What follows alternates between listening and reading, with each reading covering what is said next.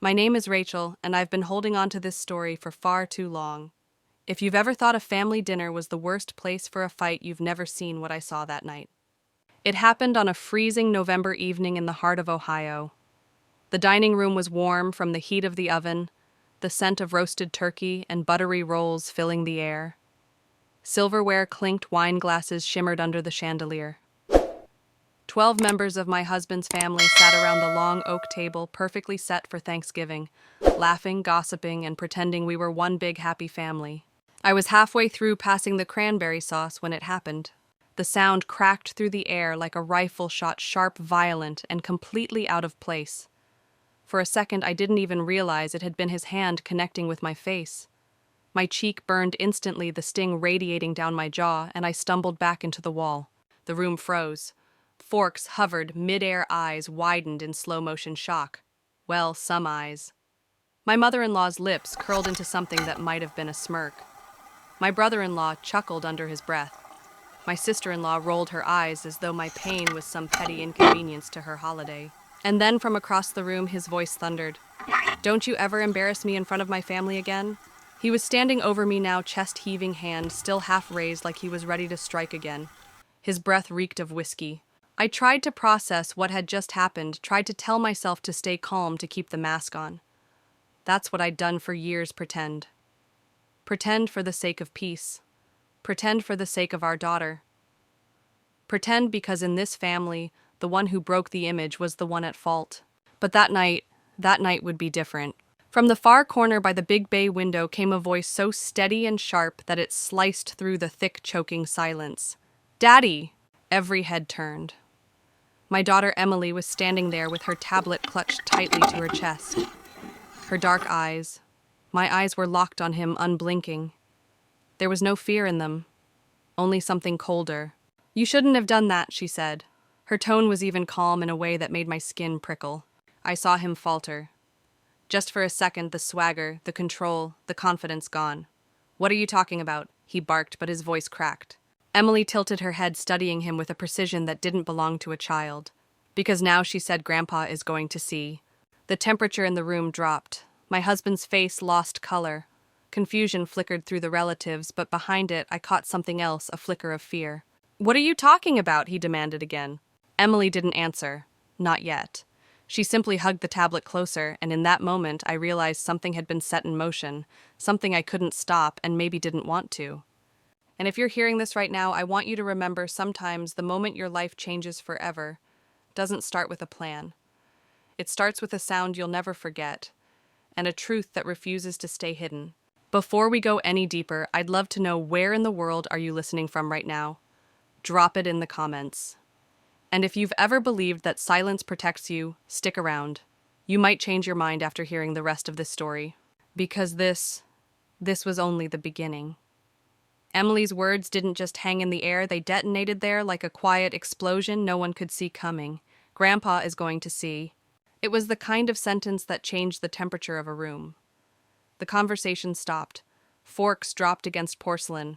I could almost hear the steady tick of the grandfather clock in the hallway, marking the seconds until everything broke open. My husband Mark froze. For a man who thrived on control, who knew how to spin a situation so he always looked like the reasonable one, this was the first time I'd seen him stumble. His eyes darted around the table, searching his family's faces for backup, for someone to scoff at her words. But no one laughed. "What are you talking about?" he demanded, his voice louder now, but I caught the quiver in it. Emily didn't move. She didn't cry, didn't yell. Her calm was more unnerving than any outburst could have been. She stepped forward just enough that the light from the chandelier hit her face. Her eyes narrowed slightly, and when she spoke, her voice was so steady it didn't sound like a child's at all. "I've been recording you, Daddy, for weeks, and this morning I sent it all to Grandpa." Mark's shoulders jerked as if she'd hit him. His family exchanged glances, confused, wary, but there was something else there too, a subtle shift, as though they sensed they were no longer in control of the narrative. I knew what Emily was talking about. I'd seen the way she clutched that tablet lately, how she'd position it on the counter or the bookshelf whenever Mark's temper flared. I had told her it was too dangerous, that she should stop. She hadn't listened. Now I understood why. "What do you mean, everything?" Mark's voice cracked again, the second slip in less than a minute. Emily tilted her head, and I swear she looked at him the way a surgeon looks at a patient right before making the first cut. Every time you yelled at Mom, every time you shoved her, every time you called her stupid, every time you made her cry, it's all there. The room shifted. His sister's wine glass trembled against the table. His brother leaned back in his chair as though trying to distance himself from whatever was unfolding. My mother-in-law's face went pale, but her lips stayed pressed into a hard line. I could see Mark calculating. He was a fast thinker when it came to lies, but Emily had boxed him in with a weapon he couldn't dismiss evidence. And not just any evidence. Evidence that was already out of his reach. "Give me that tablet," he ordered, stepping toward her. Emily didn't flinch. "No, it's already on Grandpa's phone, and the police will have it if anything happens to us." Her words landed like a hammer. My breath caught. It wasn't just a warning, it was a statement of fact. She had planned this. She had prepared for every counterattack. Mark stopped moving. For the first time, he looked unsure.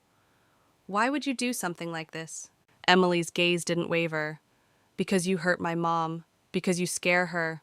Because someone has to protect her when you won't." It was the first time in years anyone had said it out loud in front of his family, that he wasn't a protector, but the danger. I saw his mother flinch at the words. I saw his brother shift uncomfortably, like he'd just been made to watch something he couldn't unsee. Mark opened his mouth, but nothing came out. I could feel every eye in that room darting between him, Emily, and me, trying to figure out whose version of reality to believe. And here's the thing about abusers. They rely on silence. They count on the people they hurt being too scared to speak, too scared to be believed. But in that moment, my daughter shattered the silence so completely, there was no putting it back together. She stepped forward once more, her voice dropping low, almost a whisper. "Grandpa said to tell you. He's on his way." The words had barely left her mouth before the room began to hum with unease. People shifted in their seats. Conversations started in frantic whispers. Mark's jaw tightened, his eyes flicking to the door as though he expected it to burst open at any second. And me. For the first time in years, I wasn't the one holding my breath in fear. I was watching him do it. By the way, if you've been listening to this and thinking about the people in your own life who cross lines, maybe this is the moment to take a step towards speaking up. You don't have to share the details here, but even dropping a comment to say you're here and listening could be the first push someone else needs to do the same. Because the moment my daughter opened her mouth that night, she didn't just change the conversation, she changed everything. If Mark looked uneasy before what came next, stripped away whatever composure he had left. Emily didn't just have a vague threat, she had the kind of leverage that could topple him completely. She raised her tablet slightly, the screen glowing in the dim dining room light. "I've been recording you, Daddy," she said again. But this time there was a precision to her tone, like she was reading a prepared statement. 43 days, 17 hours, and 36 minutes of video, and another 28 audio clips.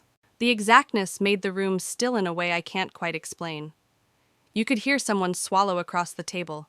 Even the old radiator in the corner seemed to quiet down. Mark blinked rapidly like he was processing numbers he didn't want to believe. What? Emily didn't hesitate. "I sent them all to Grandpa this morning. Every single one.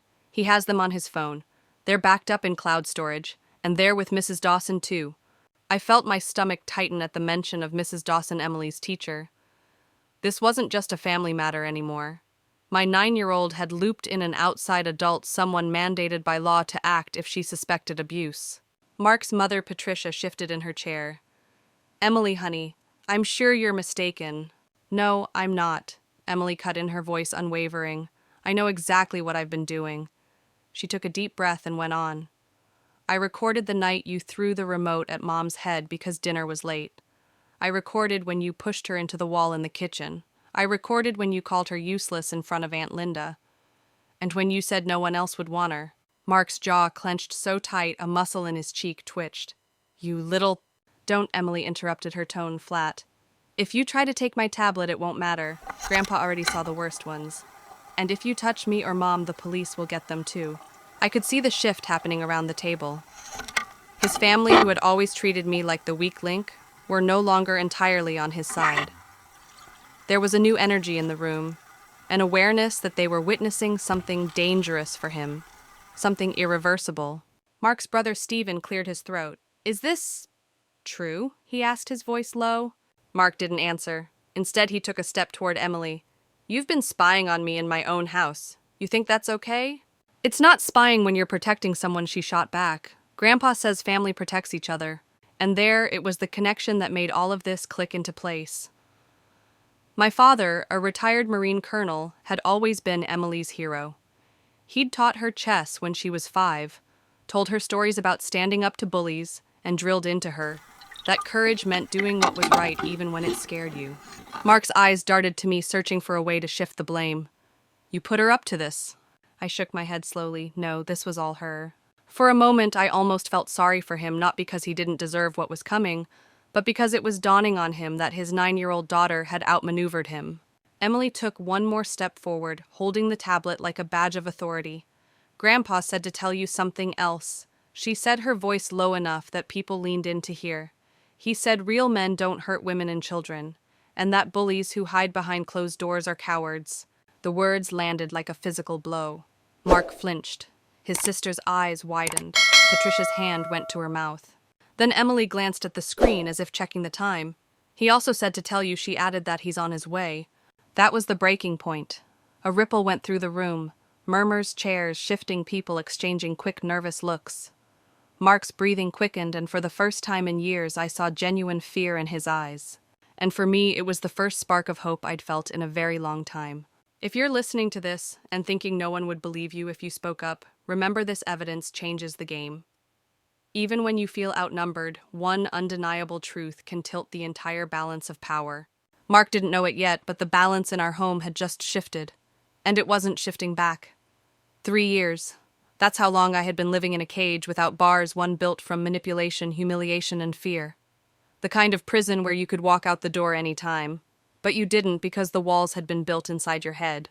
Mark hadn't started out this way. Or maybe he had, and I just didn't recognize the warning signs. In the beginning, he was charming, attentive, the man who brought me flowers just because. But little by little, he began to chip away at me. A comment about my clothes here. A remark about my cooking there. Small things that didn't seem worth a fight until those small things became the only things. The first time he yelled at me in front of his family, we'd been married less than a year. I remember the silence afterward, the way no one said a word, just looked down at their plates like it hadn't happened. That was my introduction to the Whitman family code. We don't talk about it, and it's your fault if it happens again. It escalated slowly.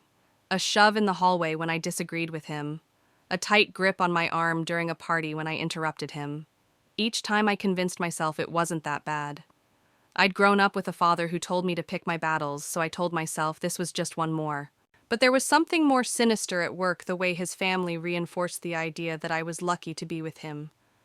Patricia would remark at Sunday dinner how Mark worked so hard to take care of you in a tone that made it sound like a debt I could never repay.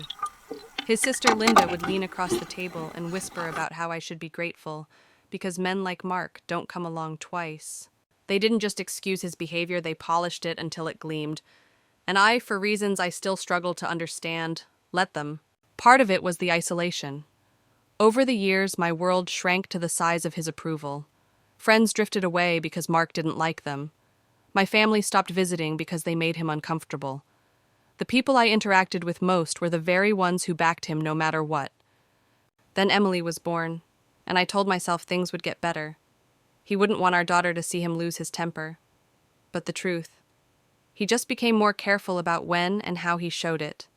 And when Emily was old enough to notice, she learned faster than I ever had how to read the danger signs, the set of his jaw, the tone of his voice, the way his eyes hardened before the storm hit. By the time she was 7, she could tell when to keep her head down and when to slip out of the room. By 8, she was asking me if I was okay, in a voice so soft it broke me every time. And by 9, she'd stopped asking. She'd started acting. But back then, before I knew about the recordings, I thought she was just trying to stay out of trouble. I didn't realize she was building a case brick by damning brick. Mark's family, of course, continued their part in the cycle. They never missed a chance to remind me of my place.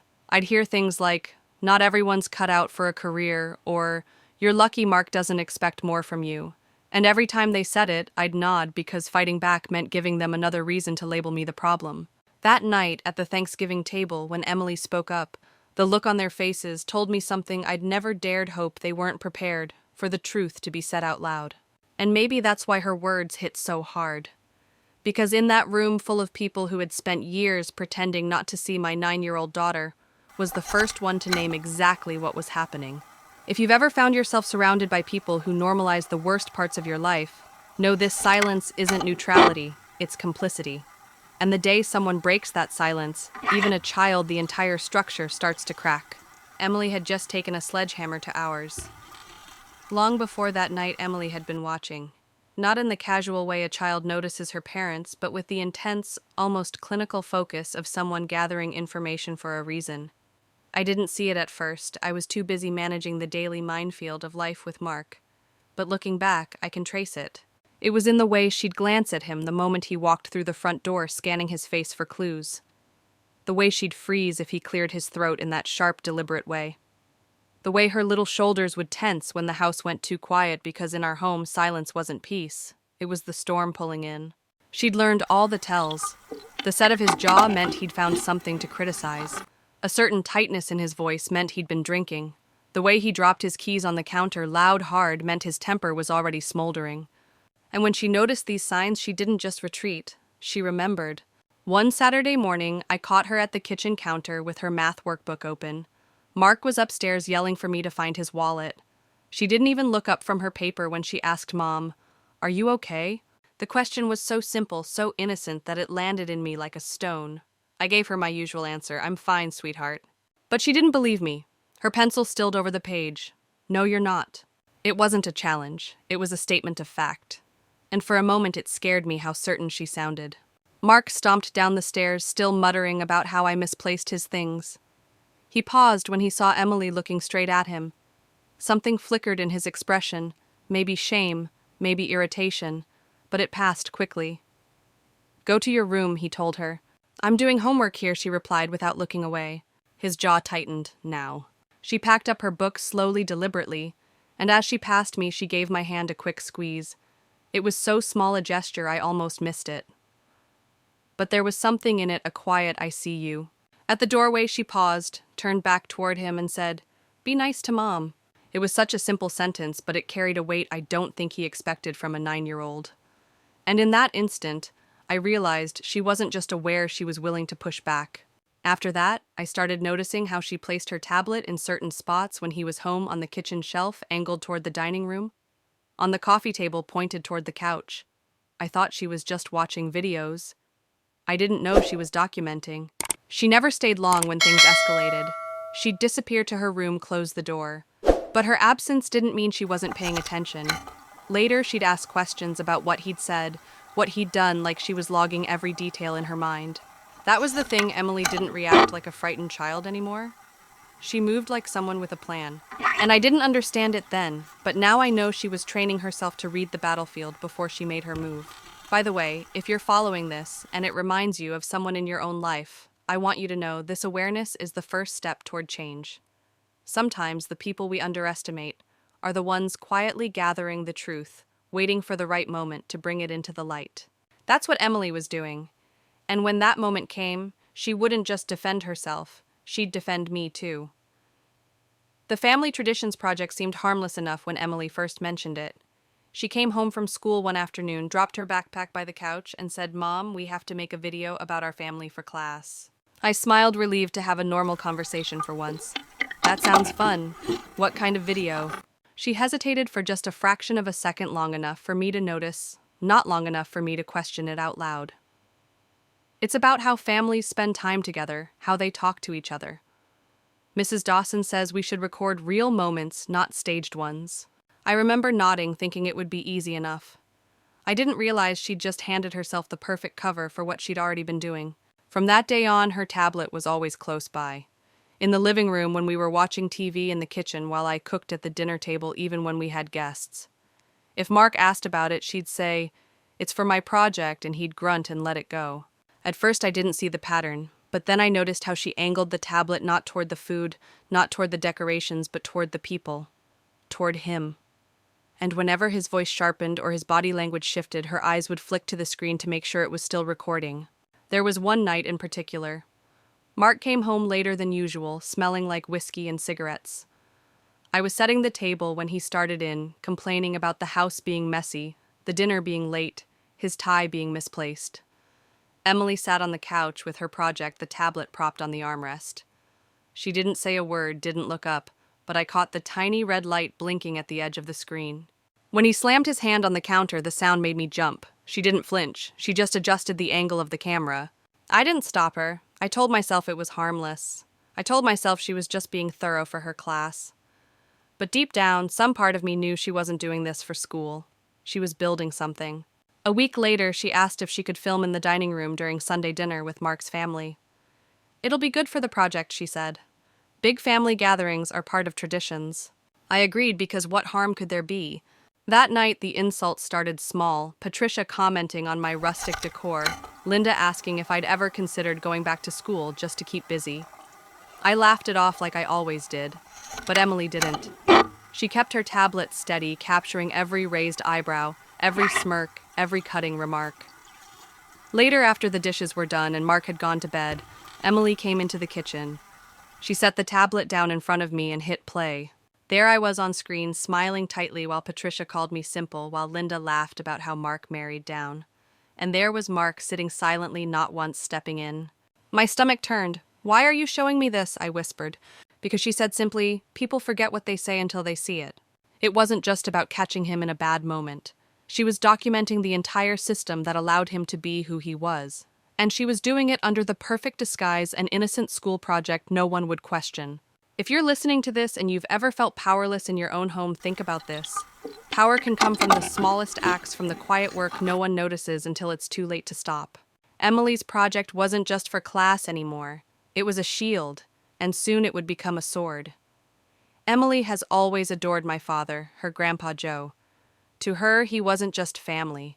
He was a living monument of strength and integrity. A retired Army colonel, he carried himself with the kind of calm authority that could silence a room without raising his voice. From the time she was little, Emily would climb into his lap during visits and listen wide-eyed as he told her about leading soldiers, making hard decisions, and most importantly, standing up for those who couldn't defend themselves. One of his favorite sayings, which she could recite by heart, was, "Family protects family, and bullies only understand consequences." It wasn't just a cute line to her, it was doctrine. A few weeks before Thanksgiving, I overheard her on the phone with him. She was in her room, the door cracked open, her voice low but steady. "Grandpa," she asked, "what would you do if someone was hurting Mom?" My blood went cold. I stood outside the doorway, frozen. There was a pause on the line, and then his voice, calm, measured, came through.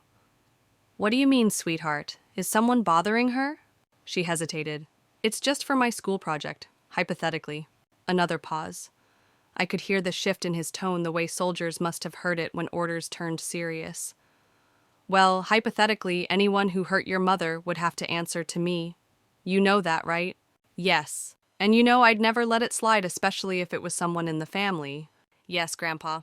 I stepped back from the door before she could see me, listening, my heart pounding. I wanted to march in there and tell her not to pull him into this. I wanted to believe I could handle Mark myself.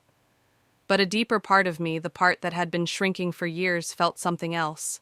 Relief. Over the next 2 weeks, I watched her in a new light. She moved through the house like she had a mission.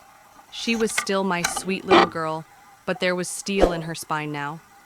Every time Mark lost his temper, she seemed to be calculating where to stand, how to angle her tablet, which moments to capture. One night after he'd gone to bed, she came into my room and sat on the edge of my bed. "Mom," she said, "Grandpa's ready." I frowned. Ready for what? "To help us. But we need to be smart. We need everything before we make a move." I opened my mouth to argue, but she placed her small hand over mine. "Grandpa says you can't just tell people about a bully. You have to show them." That was when I understood she wasn't just recording for herself anymore. She was building a case for him, a case he could act on. The phrase "bullies only understand consequences" kept echoing in my head. I'd spent 3 years managing Mark's moods, absorbing the blows, physical and verbal, because I thought it kept the peace. Emily had been quietly rejecting that idea all along. She wasn't interested in peace if it meant surrender. She wanted justice. And justice in her mind meant bringing Grandpa into the fight. If you've ever been told to just keep your head down to survive, I want you to hear this. Sometimes survival isn't enough. Sometimes the bravest thing you can do is gather your allies, prepare your evidence, and wait for the right moment to strike. Emily was waiting for that moment, and when it came, she'd make sure it landed so hard there'd be no way back. Thanksgiving night was already a pressure cooker before the first insult was thrown.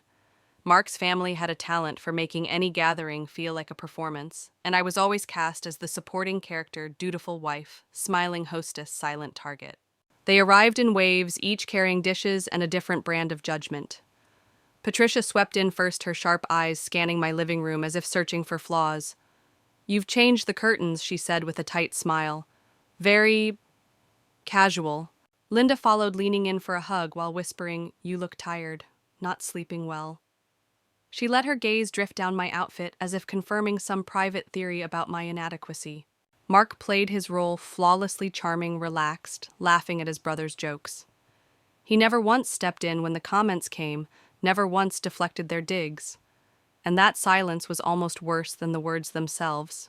Dinner started like any other, with small talk and wine refills. I focused on carving the turkey, pouring gravy, keeping the conversation moving. But I could feel Emily's eyes on me. She was seated at the far end of the table tablet, propped discreetly beside her plate, angled toward the center like it was part of the centerpiece. The first real hit came from Stephen, his voice carrying just enough edge to sting. "You know you're lucky, Mark. Not every man could handle a wife who goes with the flow the way Rachel does." Patricia laughed lightly. "She's accommodating. That's what we've always liked about her. Knows her place." The words were sugar-coated, but the meaning was poison. My fork paused halfway to my mouth, but I forced a smile, determined not to give them the satisfaction. Emily didn't look away from her plate. She just tapped her screen once, recording. Then Linda chimed in. "Remember when Rachel tried to go back to school? What was it nursing Mark had to put his foot down? Said someone needed to focus on the family." The room laughed softly like it was an amusing anecdote. But I felt the heat crawl up my neck. They didn't know, or maybe they didn't care, that Mark had sabotaged my application, told me I was too stupid to succeed. By the time the pie was served, the atmosphere had shifted from subtle jabs to open season. Every comment was a reminder that I was less educated, less valuable, less deserving. "And Mark," he sat there, nodding, smiling, clinking his glass with theirs. I excused myself to the kitchen under the pretense of refilling the wine. From the doorway, I could still hear them. "She's so sensitive lately," Mark said. "Honestly, I don't know how much more drama I can take." "You're a saint for putting up with it," Patricia replied. That was when Emily's voice cut through the laughter, calm but impossible to ignore. "Why do you all hate my mom?" The table went silent. Mark's tone sharpened instantly. "Emily, we don't—" "Yes, you do," she said, still steady. "You say mean things about her. You make her cry when you think I'm not looking." I pressed myself against the kitchen wall, heart pounding. "She's the smartest person I know," Emily went on. "She helps me with my homework. She fixes things. She's kind even when people are mean to her. And none of you see it." Every word was a strike, not just at Mark, but at the entire system that had kept me silent. Patricia tried to smooth it over. "Sweetheart, sometimes adults—" "No," Emily interrupted. "You don't get to call her names. You don't get to treat her like she's nothing." It was the first time in years anyone had stood up for me in that room. And it was my daughter, a 9-year-old, who decided the line had been crossed. If you've ever been in a room where everyone laughs while you're diminished, you know how rare it is for someone to stop the script. Emily didn't just stop it. She burned it. The moment Emily finished speaking, the air in the dining room felt heavier, as if the chandelier above us had dropped a few inches. No one reached for their wine. No one dared to laugh. Every pair of eyes at the table shifted, some toward me, others toward her, but most toward Mark. His smile had evaporated, replaced by the tight-lipped, slow-breathing expression I knew all too well, the one he wore right before he exploded. "Emily." He said, his voice so low it was almost a growl. "That's enough." She didn't blink. "No, Daddy. It's not enough. It's not enough that you make Mom sad. It's not enough that you yell at her and call her stupid. It's not enough that you hurt her." A cold wave swept through me. I'd tried so hard to shield her from the worst of it, to convince myself she didn't see everything. But hearing her listed out like a grocery receipt told me otherwise. She had seen it all. "Go to your room. Now." His voice was sharp, final, the tone of a man used to being obeyed. "I don't want to." He slammed his palms against the table. The silverware rattled. The water glasses trembled. Several of his relatives jumped in their seats. I said, "Now." That was my breaking point. I pushed back from my chair so quickly it scraped across the hardwood floor, stepping between him and our daughter. Mark, please? She's just a child. She doesn't understand. His eyes blazed. Doesn't understand what that her mother is a pathetic. Don't call her that. Emily's voice cut through his like a whip crack. For the first time in years, I saw him caught off guard not by me, but by a 9-year-old standing her ground. I'll call her whatever I want, he roared, stepping forward, his body looming over both of us. You'll what I shot back before I could stop myself. Hit a 9-year-old in front of your whole family. Show them what you really are. The silence was instant and absolute. You could have heard a pin drop, or in our case, the faint hum of the refrigerator in the kitchen. The relatives were frozen, their eyes darting between us, each of them starting to connect dots they'd pretended not to see for years. Mark's face twisted, part fury, part panic. How dare you? How dare you? I cut him off, my voice rising despite the lump in my throat. How dare you make me smaller, make her afraid, and then pretend you're the victim? That's when Emily moved. She stepped out from behind me, tablet in hand, her fingers wrapped tight around the edge. Daddy, she said, her voice steady. You shouldn't have done that. Because now, she paused just long enough for everyone at the table to lean forward. Now, Grandpa is going to see. A ripple of confusion passed through the room. Patricia's eyebrows knitted together. Stephen shifted uncomfortably. Linda frowned like she wasn't sure she'd heard correctly. Mark tried to laugh it off, but his voice cracked. What are you talking about? Emily didn't answer right away. Instead, she raised the tablet slightly so the glow of the screen lit her face. I've been recording you. Everything. For weeks, and I sent it all to Grandpa this morning. The reaction was instant gasps, murmurs, the clink of a fork hitting a plate. She wasn't done. I have you yelling at Mom. I have you shoving her. I have you throwing things at her. And it's all backed up. You can't erase it. You can't make it disappear. I could see Mark's composure cracking like glass under heat. He was calculating, desperate, and for the first time in years, visibly afraid. And if you've stayed with me this far, this is where you lean in. Because what Emily was about to do next, it wasn't just speaking truth. It was pulling the pin from a grenade in the middle of the Whitman family dinner. The room was locked in a stunned silence, everyone trying to process what Emily had just revealed. Mark opened his mouth, probably to deny everything, but Emily spoke over him, her words slicing through the tension like a blade. I recorded you calling Mom stupid, she said, her gaze locked on her father. I recorded you shoving her into the wall. I recorded you throwing the remote at her head because dinner was late, and I sent all of it to Grandpa. Patricia's face drained of color. Stephen's fork slipped from his hand and clattered onto his plate. Linda stared at Emily as though seeing her for the first time, not as the quiet, polite niece they knew, but as someone holding all the power in the room. Mark let out a strained laugh, but there was nothing natural about it. You're a child. You don't understand what you've done. Emily didn't blink. I understand perfectly. You hurt Mom. And I'm making sure you can't pretend it didn't happen. The words landed like hammer blows. My hands were trembling not from fear anymore, but from the rush of something I hadn't felt in years, vindication. Mark tried to step toward her, but she shifted slightly behind my chair, her voice unwavering. If you touch me, it won't matter. Grandpa already saw the videos. And the police will too if they need to. The mention of the police seemed to ripple through the family. Patricia leaned back in her chair as if trying to create space between herself and her son. Stephen suddenly found something fascinating in the pattern of the tablecloth. Mark's breathing quickened. You think you're clever? You think you can just twist everything to make me look like the bad guy? Emily tilted her head. I don't have to twist anything. You did that yourself. For a moment, the only sound in the room was the faint ticking of the clock in the hall. Then Patricia spoke, her voice quieter than I'd ever heard it. Mark. If she's telling the truth and your father. She stopped herself as if even mentioning my father's name was dangerous. If there's video, this could ruin everything. Mark spun toward her. There is no video. She's bluffing. I'm not, Emily said, simply lifting the tablet. Do you want to see the part from Tuesday? Or should I show you Thursday when you threw the coffee mug at Mom's head? The blood drained from Mark's face. Linda spoke up for the first time, her tone sharp. Mark, if this is real... He cut her off with a snarl. It's not real, she's making it up. Emily took a small step forward, enough for everyone to see the determination in her face. It's backed up on Grandpa's phone, on Mrs. Dawson's email, and in cloud storage. You can't erase it, you can't hide it, and you can't scare it away. She said it without raising her voice, but the effect was devastating.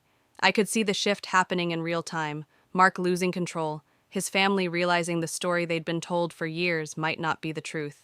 His brother finally spoke. "Mark, what have you done?" Mark turned to me, desperation in his eyes. "Rachel, tell them she's lying." I shook my head slowly. "She's not lying, and you know it." Emily took a breath and delivered the final blow. "Grandpa said to tell you that real men don't hurt women and children, and that bullies who hide behind closed doors are cowards." The silence that followed was absolute. No one moved. No one spoke. And for the first time in a long, long while, I felt the balance of power in that house tilt away from him and toward the truth. If you're listening and thinking this is the moment the tide turned, you're right. But you should also know it was only the first wave. The storm hadn't even hit yet. The first person to stand was Patricia, not because she was defending me. No, she was in damage control mode. "All right, everyone, let's not blow this out of proportion," she said, her hands raised as if she could smooth the air itself. "Families argue, tempers flare.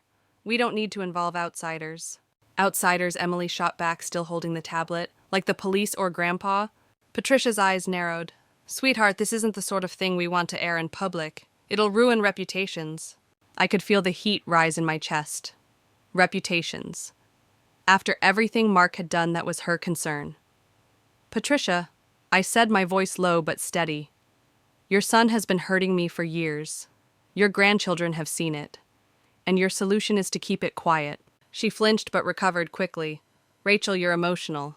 This is clearly being blown out of proportion by me," Emily interrupted, her tone sharper than I'd ever heard. "Do you think I'm making this up? Do you think I don't know what I've seen and heard?" Stephen leaned forward, his brow furrowed. "Patricia, if the recordings are real, if she snapped, cutting him off..." Linda finally spoke, her voice hesitant. "Mark, I've seen you lose your temper before. And if there's video..." Mark's fist slammed against the table so hard that the silverware jumped. "There is no video," he roared. The outburst would have sent me into retreat a year ago. But now I watched it land badly with his own family. I saw the flicker of doubt cross Patricia's face, the tightening in Stephen's jaw. The denial was too loud, too desperate. Emily didn't back down. "You can keep saying that, but it doesn't matter. Grandpa already has it. You can't stop him." Mark turned his fury on me. "You've turned her against me." I met his glare without blinking. "You did that yourself." For a heartbeat, the entire room seemed to hold its breath. I realized then that this was the first time I'd ever said those words out loud in front of his family. And the weight of them, combined with Emily's evidence, was beginning to crack the facade they'd all been protecting. Stephen looked between us, then back at Mark. "If there's any truth to this, you need to deal with it before it destroys you." Mark scoffed. "You think I'm going to let a child destroy me?" Emily stepped forward, clutching the tablet like it was a shield. "I'm not destroying you, Daddy. You're destroying yourself." Her voice was calm, but it carried more force than any shout. And in that moment, I saw exactly what Mark saw, a daughter who wasn't afraid of him anymore. Patricia tried one last time. "Rachel, let's be reasonable. Surely we can come to some sort of arrangement." I cut her off. "An arrangement like the one that's kept me silent all these years? No. This ends here." That was when my phone buzzed in my pocket. I glanced at the screen and my breath caught. It was a text from Dad. "Just 5 words, I'm outside. Don't open yet." I slipped the phone back into my pocket, my heart pounding for reasons no one else in that room knew. And if you've been waiting for the moment when everything changes, let me tell you, sometimes it comes quietly as a text message that feels like a rescue. Sometimes it's the warning before the storm hits the house. The buzzing in my pocket felt louder than the chatter around the table. My father's text, "I'm outside. Don't open yet," sat in my mind like a loaded chamber. I didn't know why he was here, or why I shouldn't open the door, but I knew better than to doubt him. Mark was still pacing behind his chair, his hands flexing and unflexing like he was ready to grab the tablet out of Emily's hands. Emily, for her part, hadn't moved an inch. Her knuckles were white around the edge, her jaw set. I needed to keep control of the room long enough to understand what Dad had planned. "Why don't we take a break?" I suggested, my tone deceptively calm. "We can all..." "No," Mark snapped, his voice cutting through mine. "We're not breaking anything up until she deletes whatever she's pretending to have." Emily didn't even blink. "I'm not deleting it." Patricia let out an exasperated sigh. "For heaven's sake, this is family business. We don't drag outsiders into it." I wanted to laugh. Outsiders. My father wasn't an outsider. He was the one man in my life who'd proven over and over again that his loyalty didn't bend for convenience. And right now, he was here waiting for a reason. Emily, I said carefully, why don't you go to your room for a bit? Take your tablet with you. Her eyes flicked to mine and I saw the understanding there.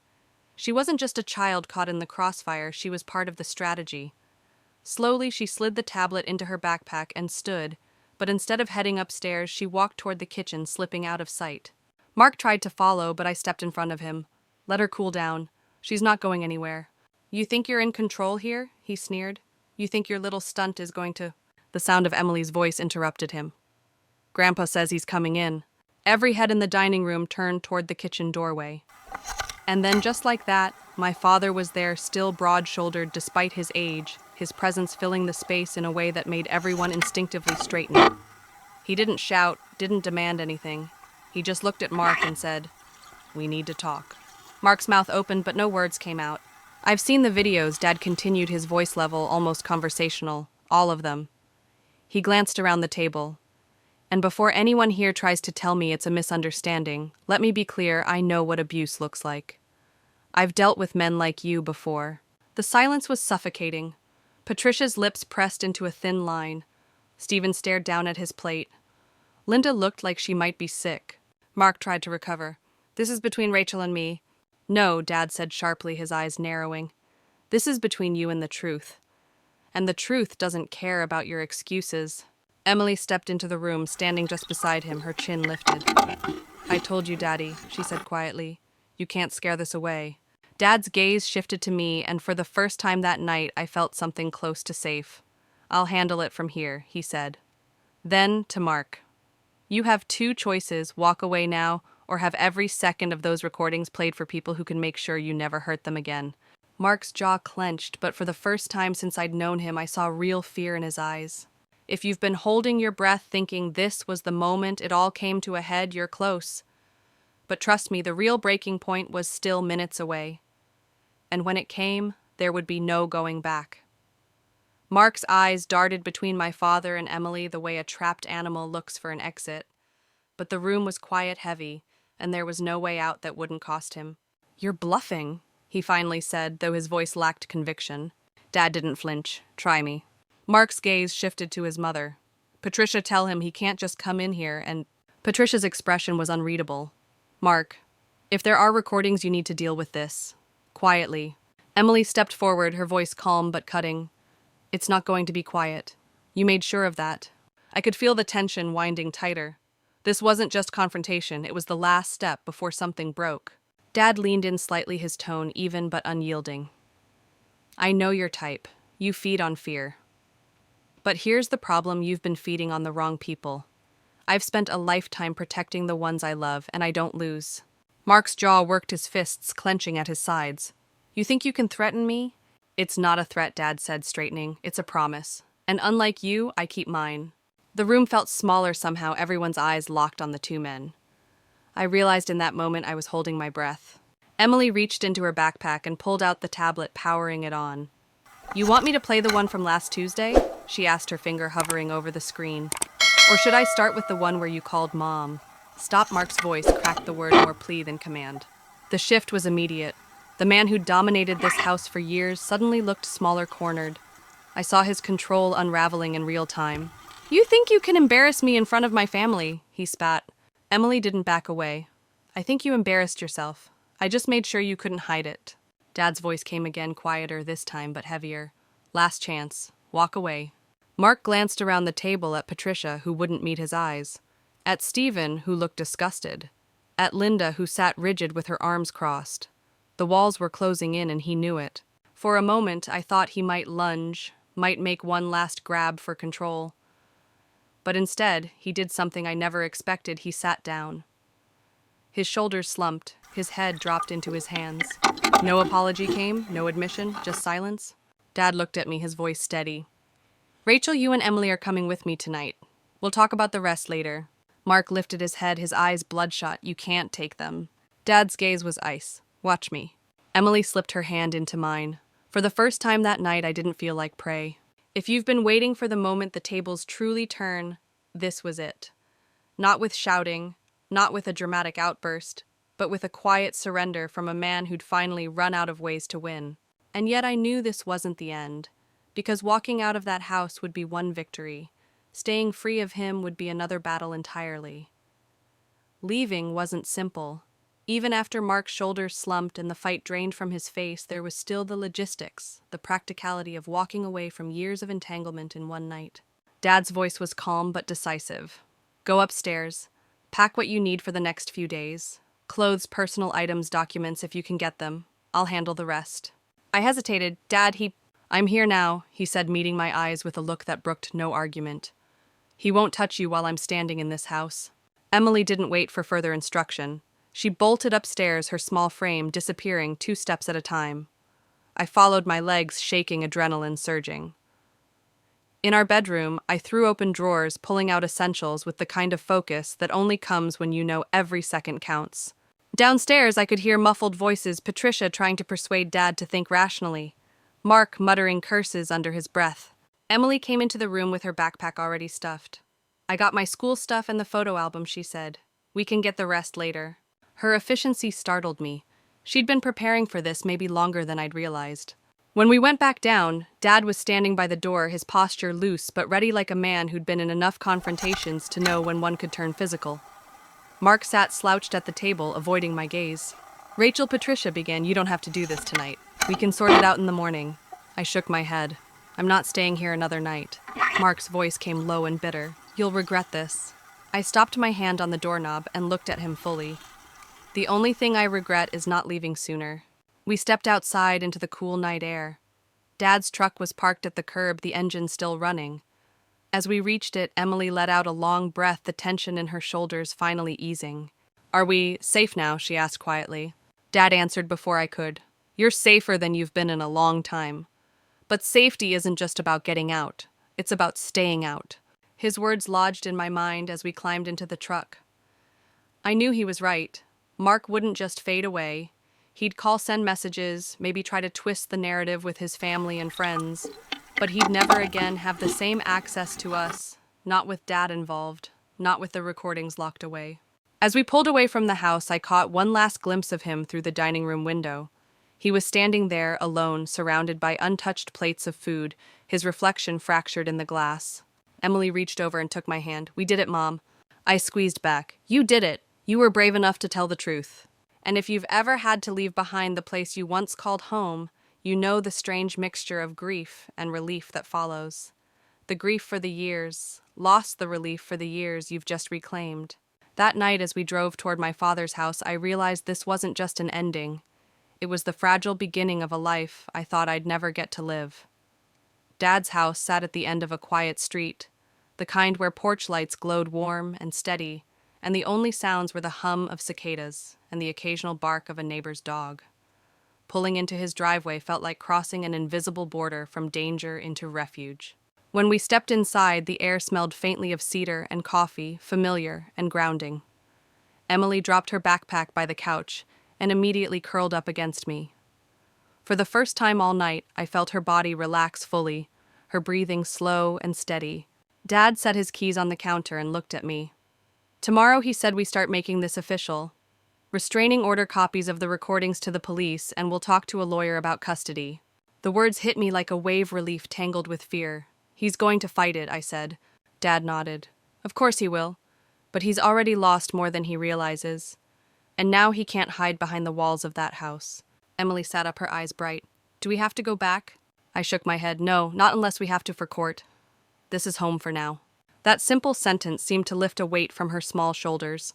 She leaned against me again, whispering, good. Dad busied himself in the kitchen, making tea like it was the most natural thing in the world to handle a night like this, with chamomile and honey. I watched him move, thinking how different my life would have been if I'd listened to him the first time he'd warned me about Mark. When he came back, he set a mug in front of me and crouched, so he was eye level with Emily. You were braver than most adults tonight, he told her. You protected your mom. That's something to be proud of. She smiled faintly, but her eyes stayed serious. I just didn't want her to be scared anymore. And there it was, the truth in its simplest form. My daughter had stepped into a storm I'd been weathering for years, not because she wanted to be a hero, but because she wanted me to feel safe. We talked late into the night planning the next steps. The more we laid it out, lawyers, police reports, custody filings, the more it sank in. This wasn't just a dramatic escape. This was a permanent shift. At one point, Dad looked at me and said Mark's going to tell his version of the story. He'll twist it, make himself the victim. But the difference is, you have proof. And you have people who believe you now. I thought about Patricia, Stephen, and Linda sitting at that table and watching the truth crash into the narrative they'd been fed for years. I didn't know if they'd stand by Mark or finally step away, but either way, it didn't matter. My life wasn't theirs to influence anymore. By the time I tucked Emily into the guest room bed, she was already asleep, her tablet safely on the nightstand. I stood there for a long moment just watching her breathe, and realized that for the first time in years, I wasn't afraid of what the next morning would bring. And if you've been following this story all the way through, here's the truth. Escaping isn't the end. It's the first chapter of something new, and what you do with that chapter defines everything that comes after. That night, I promised myself and Emily that we would fill ours with peace, safety, and the kind of love that never comes with fear attached. The morning light filtered through the blinds at Dad's house, soft and golden. I woke to the faint smell of bacon and coffee drifting from the kitchen.